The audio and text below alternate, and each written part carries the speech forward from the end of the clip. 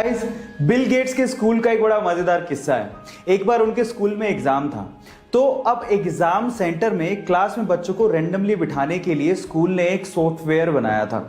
अब Bill Gates ने उस सॉफ्टवेयर को हैक कर लिया और उसमें कुछ ऐसी प्रोग्रामिंग की जिससे वो उस क्लास में जाके बैठे जहां पर सबसे ज्यादा लड़कियां हों, और जब उनका नंबर आया कि वो कौन से क्लास में बैठने वाले हैं तो वहां पर वो इकलौते लड़के थे और सारी की सारी लड़कियां थी। Man will be man. Guys, ये किस्सा सुन के आपको कैसा लगा चैट सेक्शन में लिखना मत भूलिएगा। आप लोगों ने ऑस्कर अवार्ड्स के बारे में तो जरूर सुना होगा। पूरी ही दुनिया की फिल्म इंडस्ट्री में ऑस्कर अवार्ड को सबसे बड़ा अवार्ड माना जाता है। अब इसी के बारे में मैं आप लोगों को एक बहुत ही इंटरेस्टिंग फैक्ट बताने वाला हूं।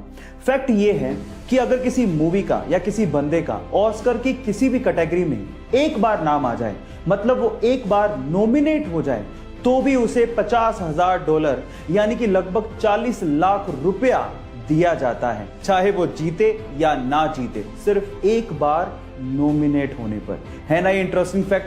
क्या ये इंटरेस्टिंग फैक्ट इसके पहले तक आपको पता था?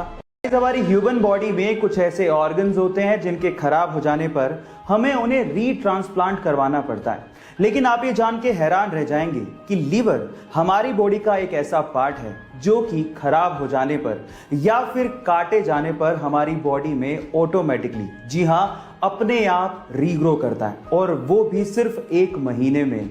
यानी कि लीवर हमारी बॉडी का मोस्ट रेजिलिएंट पार्ट है। गाइस, क्या इसके पहले तक इफेक्ट आप जानते थे? और अगर नहीं जानते थे तो चैट सेक्शन में लिखना मत भूलिएगा। नीट 2020 के एग्जाम में उड़ीसा के शोएब आफ्ताब ने और यूपी की आकांक्षा सिंह ने इतिहास रच दिया, क्योंकि इसके पहले तक ऐसा कभी नहीं हुआ कि किसी स्टूडेंट ने मेडिकल एंट्रेंस एग्जाम में पूरे में से पूरे मार्क्स यानी कि 720 में से 720 मार्क्स बनाए हों। है ना अमेजिंग? लेकिन सवाल यह है कि शोएब और आकांक्षा दोनों के ही 720 मार्क्स थे, तो फिर शोएब को रैंक 1 और आकांक्षा को रैंक 2 क्यों दिया गया? उसके पीछे का रीजन मैं आपको बताता हूं। सबसे पहले इन दोनों के बायोलॉजी के मार्क्स, फिर फिजिक्स के मार्क्स और फिर केमिस्ट्री के मार्क्स कंपेयर किए गए और वो इक्वल थे।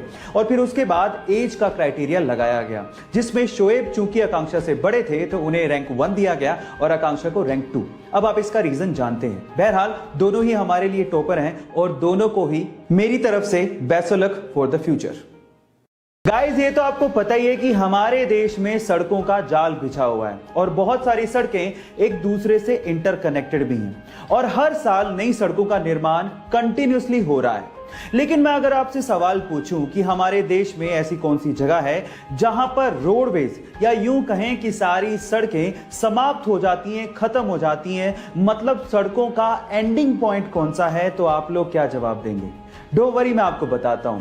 उस जगह का नाम है धनुषकोटी और वो तमिलनाडु स्टेट में है और उसे इंडिया का एंडिंग पॉइंट भी कहा जाता है। गाइस, क्या इसके पहले तक के फैक्ट आप जानते थे?